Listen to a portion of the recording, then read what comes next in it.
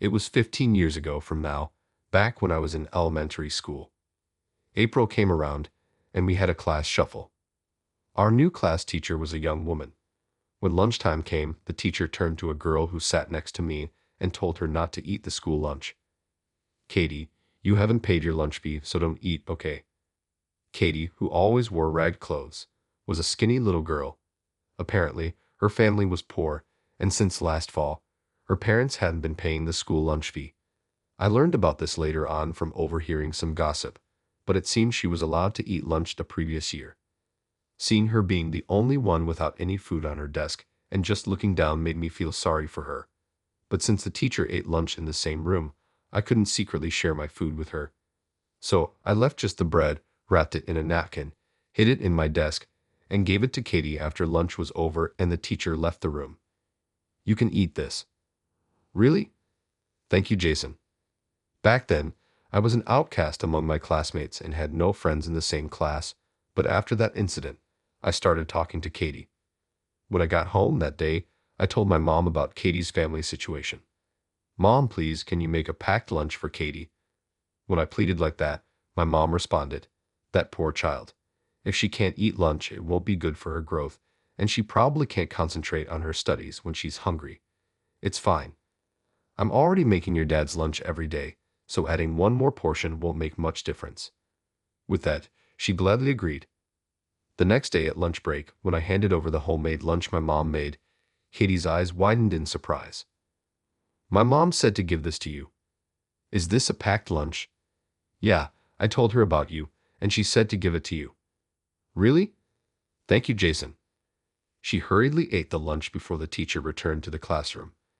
It turned out that Katie's house was in the same direction as mine, so from that day on, we decided to walk home together.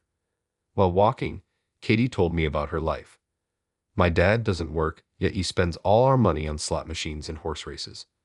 My mom earns the money, but my dad takes it all." Because of this, they were struggling and even in debt. Seeing her wearing the same tattered clothes every day, I felt sorry for her. Our classmates just watched her from a distance. Neither of us had friends. After that, we started meeting up in the morning and going to school together. Some of our classmates teased us, saying, "Are you two dating or something?" But we tried not to let it bother us. I've always been bad at talking to people, but for some reason, I felt at ease talking to Katie. I didn't realize it, but it seemed I was lonelier than I thought. Not having any friends, I was really happy to be able to talk to her. On our way to and from school, we talked about a lot of things. Our families, our favorite foods and animals, homework, and TV shows we watched the previous night. I found out she loves cats. She can't have one at her house, but she enjoys visiting a nearby park where stray cats often gather. "My family has a cat. Want to come over and see it?" "Really?" "Sure." When I brought her to my house after school that day, my mom warmly welcomed her. When our mixed breed cat showed up, Katie's eyes sparkled with delight. "How cute. What's its name?" "It's Mary. Mary, come here." Katie looked so happy cuddling the cat, playing with toys, and feeding it treats. Seeing her radiant smile, which she didn't show at school, somehow made me feel happy too. In a blink of an eye, it was evening, and my mom prepared dinner even for Katie. "Katie, can you give me your home phone number? I'll call your folks and let them know you're here." With that, my mom called her house. During the call, she seemed deeply engrossed in the conversation. After that day, Katie began having dinner at our house every night.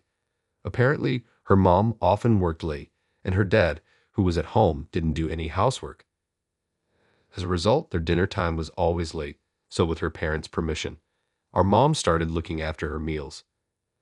After school, Katie and I would do our homework and play with the cat until dinner. However, about a year into this routine, Katie had to move. Her parents divorced, and she decided to move with her mom to her maternal grandparents' place in Texas. Before moving, she and her mom came over to say goodbye. "I can't thank you enough for all that you've done for Katie. We'll never forget your kindness," her mother said, bowing to my mom. "Oh, please, it's okay. Please raise your head. We help each other out during tough times. Don't give it another thought," my mom replied. My mom was a person of strong principles and kindness. I have tremendous respect for her. I can't recall the conversation I had with Katie that day. I haven't seen her since. We exchanged Christmas cards every year, but that also ceased after 5 to 6 years. Then I graduated college and started working at a precision machinery manufacturer. I was assigned to sales, and it's been 3 years now. Taking over clients from seniors and establishing new ones, I now handle numerous major accounts. Good morning, Jason. My colleague Mike from the next desk greeted me. Good morning. Tomorrow, we've got a meeting with AB Electronics. It's a big deal that's vital for the company. You pumped and prepared? Yes, I'll have it ready for review later. As we talked, a secretary called out to Mike. Mike, there's a call for you from May Electronics. Picking up the phone, Mike's face turned pale rapidly. What? How could this? Yes, I see. I'm terribly sorry. Right away. Please, can you give us one more chance? What? Wait, hold on. After hanging up, he just stared blankly, still holding the phone. What happened? I asked. Turning to me, he said, Jason, you gave the wrong time to AB Electronics for our meeting, didn't you? They thought the meeting was yesterday. They're furious that we stood them up. This deal is toast. It's your fault. What? But wasn't it you who communicated the schedule to them? What, are you trying to pin this on me? I wanted to throw his words right back at him. To begin with, I hadn't communicated the schedule to the client at all. Mike had arranged the schedule and then informed me about it later. And yet, trying to blame it on me, he reported the matter to his boss and supervisor. Johnson went to apologize on his behalf. However, they wouldn't listen, and in the end, the deal with AB Electronics fell through. When Johnson returned, he said to me, Jason, what have you done? Because of you, the crucial deal we staked our company's future on has been ruined. How are you going to make this right? But sir, it wasn't me who informed them about the schedule. It was Mike. Enough. No excuses. You've caused harm to the company. Maybe you should consider resigning. That's something Johnson always says when he's angry. Wait, I really don't want to quit. Then bring in a contract worth the same amount as the machine we were going to sell to AB Electronics within 3 days, or you're fired. How could I possibly secure such a deal in just 3 days? I was at a loss for words after hearing Johnson's ultimatum. But then I remembered something. There's a client who's currently considering purchasing the same machine we were planning to sell to AB Electronics. They always try to haggle the price down, constantly negotiating for discounts. I'd almost given up, thinking they had no intention of buying, but now I had to somehow close the deal with them. I quickly revised the quotation and set an appointment with that client. Upon arriving at their company, a man named Kevin assisted me. I've brought a new quotation today, I said, handing him the quote. Kevin scrutinized it. Can't you go a little lower? I really can't go any lower. We've adjusted the price several times already, I pleaded with Kevin, putting on a distressed look. Please, Kevin, I'm sure our equipment will be very beneficial to your company. We'll even include regular maintenance. Kevin pondered, crossing his arms. I get what you're saying, but at this price, my superiors might not approve. I personally want to purchase it, but how about I explain the benefits directly to your boss? Maybe over a meal or something. That might be difficult. My boss is pretty busy. I'm begging you, Kevin. Please just give me a chance to discuss it over dinner. I pleaded desperately. The machine sells for tens of thousands of dollars. For our company, the cost of a dinner would be insignificant compared to the sale. All right, Olas, but my boss is out right now, so I'll get back to you another day. That's fine. Thank you so much. Kevin saw me out of the conference room. Just then, the elevator opened, and an older man entered the office. Supervisor, I wanted to see you. Do you have a moment? Seeing him, Kevin immediately approached. So, this is Kevin's superior. Kevin explained the situation to the supervisor, but to my surprise, the supervisor began to shout angrily. Trying to win us over with a dinner. We told you countless times, if we can't afford it, we can't buy it. If you can't offer a better price, then just leave and don't come back. Did I do something so wrong to be yelled at like this? While I was still in shock, Kevin whispered to me as he nudged me towards the exit. I'm sorry, he is just in a bad mood today. He always lashes out like this when he's upset. It seems the supervisor is quite a difficult character, but without his approval, we won't be able to finalize the deal.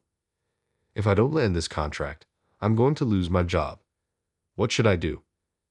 As I was racking my brain, I heard the sound of heels clicking down the hallway. Wait, supervisor. I turned around to the sound of a young woman's voice. There stood a beautiful woman in a business suit. Watson, what's up? She quickly approached the puzzled-looking supervisor. I've reviewed the documents too, and I believe that equipment from that company would be valuable for us. Please consider purchasing it. She looked straight into the supervisor's eyes as she spoke. Well, if you say so, Watson. Kevin, move forward with the contract process right away. The supervisor then turned to me and said. I was absolutely gobsmacked for a moment. I had no idea what had just happened. So you're saying you'll make the purchase? Yes, Jason can't say no when the boss's daughter asks. Now can we? Boss's daughter? This woman. As I looked at her, she smiled and said, Jason, long time no see. Don't you remember me? Even though she said that, I don't recall knowing any Watson. But as I continued to gaze into her face, it felt somewhat familiar. Wait, who are you again? She spoke up again. Do you remember me as Katie? Katie? Oh, is she talking about the same Katie I used to walk to and from school with and hang out at my place during grade school? She's changed so much. I didn't recognize her. Wow, it's been like 15 years, hasn't it? Yeah, so nostalgic. I saw your name on the business card attached to the documents and thought it might be you. Really? Boss's daughter? Actually, my mom remarried when I was in high school, and I took on the name Watson. Wow, really? Hey, Jason, instead of just standing here chatting, want to go out for a drink tonight? Sure, it sounds good. Katie and I exchanged contact info and planned to meet for drinks after work. When I got back to the office and reported the good news, my supervisor was taken aback. You really got the contract? Yes, we haven't signed the papers yet, but we got the green light. Great job, Jason. Supervisor was thrilled. Looking over at my colleague, Mike, he seemed uneasy at his desk. After wrapping up work for the day and heading to the bar for our meetup, I found Katie already waiting. Thanks for today. You saved me. I didn't get fired because of you. What are you talking about? As I filled her in, she was sympathetic. It's terrible for a senior to put the blame on a junior like that. Well, thanks to you, the deal went through, so I'm really grateful. Seriously, thanks. Upon hearing my gratitude, Katie shyly smiled. I'm honored I could help. To be honest, I've always been grateful to you for everything. We lost touch after I moved, but I'm glad we could reconnect like this.